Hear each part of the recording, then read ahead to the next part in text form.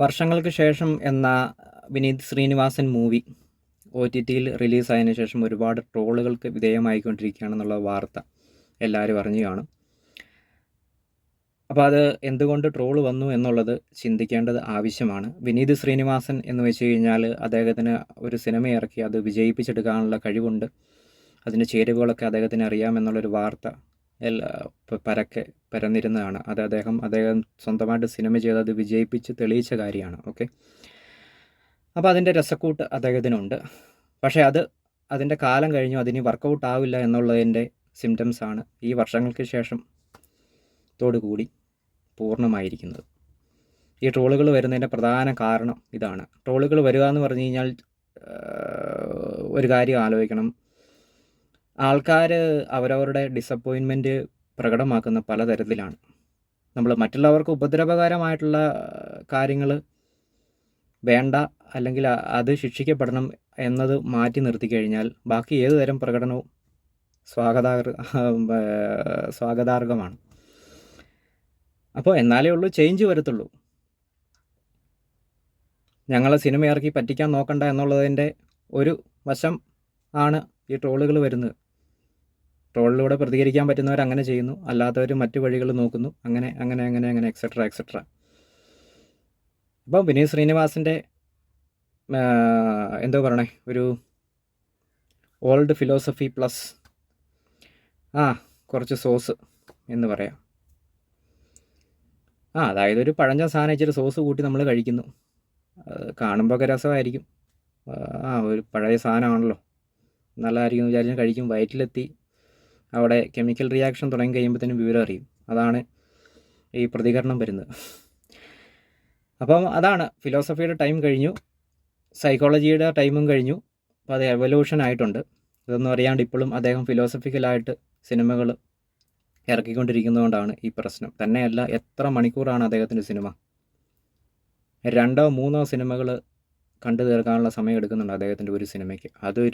ഈ രണ്ട് കാര്യവും വളരെ ഒരു നെഗറ്റീവാണ്.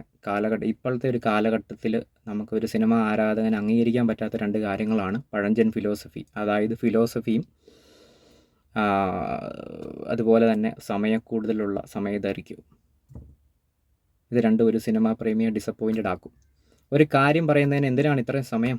സിനിമ എന്ന് പറയുമ്പോൾ ഒരു മനുഷ്യനെ ഏറ്റവും പെട്ടെന്ന് സ്വാധീനിക്കാൻ പറ്റുന്ന മാധ്യമമാണ്. എന്താണ് പിന്നെ ഇത്രയും സമയം എടുക്കുന്നത്? അദ്ദേഹത്തിൻ്റെ സുഹൃത്തിനെ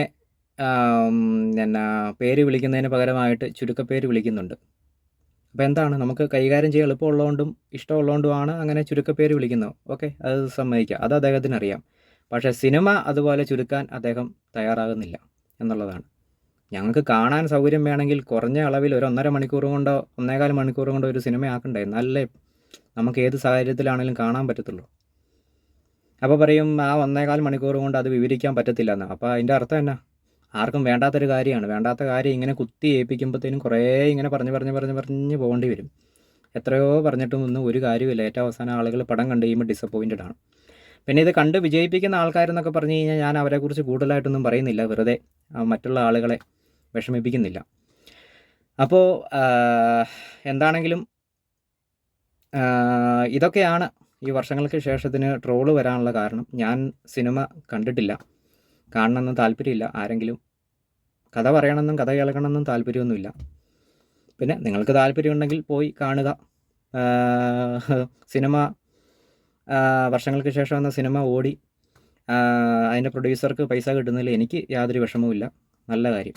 ഒരാൾക്ക് ലാഭം കിട്ടുന്ന കാര്യമാണെങ്കിൽ എനിക്ക് കുഴപ്പമൊന്നുമില്ല. അപ്പോൾ അതുകൊണ്ട് അതിൻ്റെ പ്രൊഡ്യൂസർക്കും അതിൻ്റെ ഡയറക്ടർക്കും ആൾക്കാർക്കും എല്ലാം നിങ്ങൾ ക്രെഡിറ്റ് കൊടുക്കാൻ തയ്യാറാണെങ്കിൽ കൊടുത്തോളൂ. അത് വളരെ സന്തോഷകരമായ കാര്യമാണ്, അതിൽ പ്രശ്നമൊന്നുമില്ല. അപ്പോൾ ഇത് മുന്നോട്ടുള്ള കാര്യമാണ്. മുന്നോട്ട് ഇനി ഇത്തരം സിനിമകളായിട്ടുമാണ് ഇദ്ദേഹം ഇനിയും വരുന്നതെങ്കിൽ പ്രശ്നമാകും എന്നുള്ളത് അദ്ദേഹത്തിന് തന്നെ മനസ്സിലായി കാണുമെന്നാണ് ഞാൻ വിചാരിക്കുന്നത്. അദ്ദേഹം മണ്ടനൊന്നുമല്ലല്ലോ. അപ്പോൾ നല്ല സിനിമകളുമായിട്ട് കുറഞ്ഞ സമയത്തിനുള്ളിൽ നല്ലൊരു സിനിമയായിട്ട് അദ്ദേഹം വരട്ടെ എന്ന് ആശംസിക്കുന്നു. അദ്ദേഹത്തിൻ്റെ ഇതുവരെ തുടർന്ന പാറ്റേണുകളെല്ലാം മാറട്ടെ.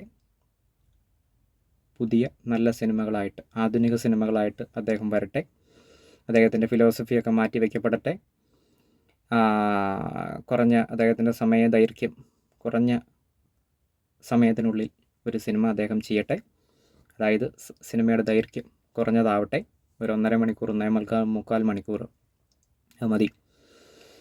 അപ്പോൾ അത്തരം സിനിമകളൊക്കെ അദ്ദേഹത്തിൽ നിന്ന് വരട്ടെ. എല്ലാവരോടൊപ്പം ഞാനും കാത്തിരിക്കുന്നു വിനീത് ശ്രീനിവാസൻ്റെ പുതിയ സിനിമയ്ക്കായി. Thank you.